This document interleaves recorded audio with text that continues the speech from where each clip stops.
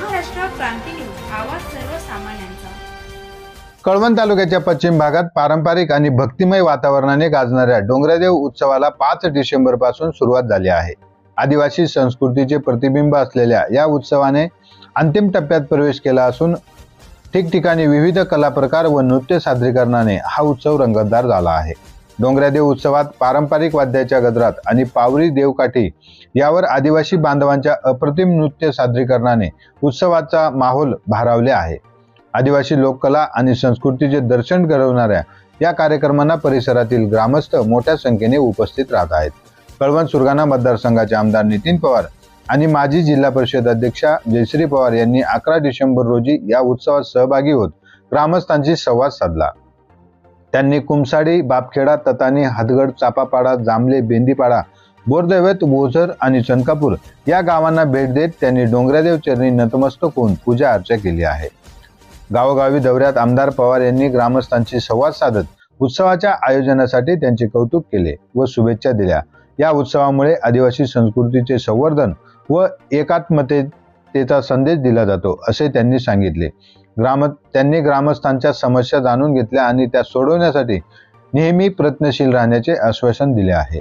दर 5 वर्षांनी गावोगावी मोठ्या उत्सवात साजरा होणारा डोंगरादेव उत्सव ग्रामस्थांसाठी विशेष महत्त्वाचा असतो। निसर्ग पूजक आदिवासी बांधव डोंगरादेवाची पूजा करून सुख, समाधान आणि समृद्धीची प्रार्थना करतात।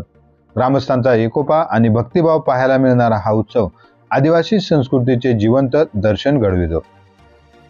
हा उत्सव केवळ धार्मिक परंपरेपुरता मर्यादित नसून आदिवासी संस्कृती आणि परंपरांचे दर्शन घडवत नव्या पिढीला सांस्कृतिक वारसा सांगण्याचे काम करतो। अशा प्रकारच्या उत्सवामुळे सामाजिक बंध वाढतात आणि एकात्मतेचा संदेश दिला जातो। डोंगरादेव उत्सवाचा जल्लोष येत्या काही दिवसात आणखी वाढणार असून ग्रामस्थ व आदिवासी बांधव या क्षणाचा आनंद घेत परंपरांना उजाळा देत आहेत। महाराष्ट्र क्रांती न्यूज साठी प्रतिनिधी सुरेश जगताप, पुनत खोरे, कळवण। आपण डोंगरादेव उत्सवाला भेट दिली, काय सांगाल?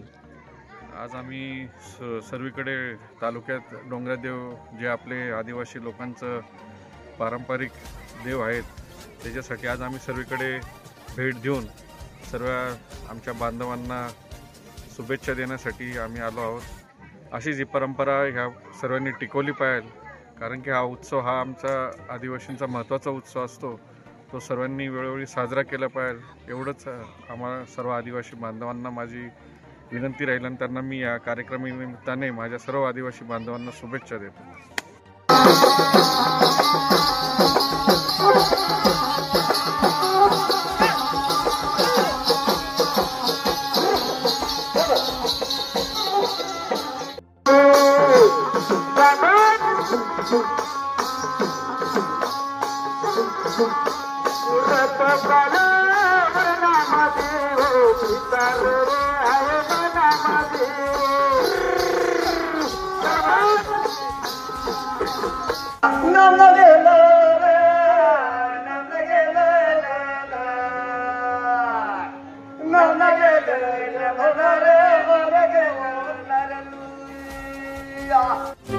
अशाच नवनवीन बातम्या पाहण्यासाठी आमच्या महाराष्ट्र क्रांती न्यूज या YouTube चॅनलला लाईक करा, सबस्क्राईब करा आणि बेल आयकॉनला प्रेस करा।